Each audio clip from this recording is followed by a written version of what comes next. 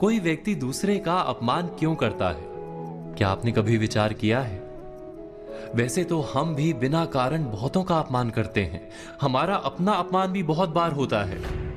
संसार का सारा व्यवहार एक दूसरे का अपमान करने पर टिका है। जैसे पति अपनी पत्नी का अपमान करता है, पिता अपनी संतानों का अपमान करता है, नौकरी देने वाला अपने नौकर का अपमान करता है, अर्थात जो भी बलवान है वो निर्बल का अपमान करता है। यदि हम शक्तिमान हैं तो अपमान के बदले में लड़ाई करते हैं, और यदि लड़ने की शक्ति नहीं होती तो हम अपमान सह लेते हैं, स्वयं को निर्बल और असहाय मान लेते हैं। हमें छोटे होने का एहसास होता है। ऐसा प्रतीत होता है जैसे हमारी आत्मा कुचली गई हो। किंतु कोई किसी का अपमान क्यों करता है? हम विचार कर रहे थे कि जब अपमान होता है तो मनुष्य को अपनी निर्बलता का एहसास होता है, और निर्बलता का बोध मनुष्य को कुचल देता है।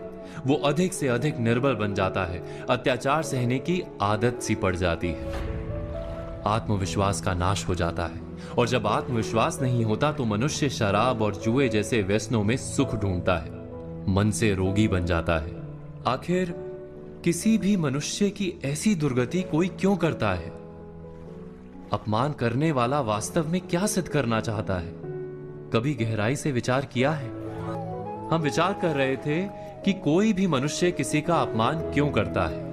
वास्तव में हम किसी का अपमान करते हैं उसकी निर्बलता सिद्ध करने के लिए, यह बताने के लिए कि हम अधिक शक्तिमान हैं।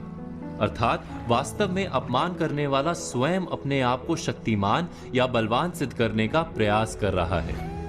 अपमान करने वाला हकीकत में अपनी शक्ति से आश्वस्त नहीं है, उसे अपनी शक्ति पर भरोसा नहीं है। दूसरों को चुनौती देकर वो अपनी शक्ति पर विश्वास प्राप्त करने की कोशिश करता है। क्या ये सच नहीं? हम बात कर रहे थे कि जब हम किसी का अपमान करते हैं तो वास्तव में इतना ही प्रकट करते हैं कि हमें अपने बल पर भरोसा नहीं। हमें ये संसार एक अविरत संघर्ष प्रतीत होता है, कभी ना रुकने वाली एक जंग सी दिखाई देती है। हम अपने निकट आने वाले सभी को प्रतिद्वंदी मानते हैं, फिर वो पति या पत्नी ही क्यों ना हो। हमें निरंतर लगता है कि हमें अपनी शक्ति सिद्ध करनी होगी, अन्यथा हमारा शोषण होगा, हम किसी के गुलाम बन जाएंगे।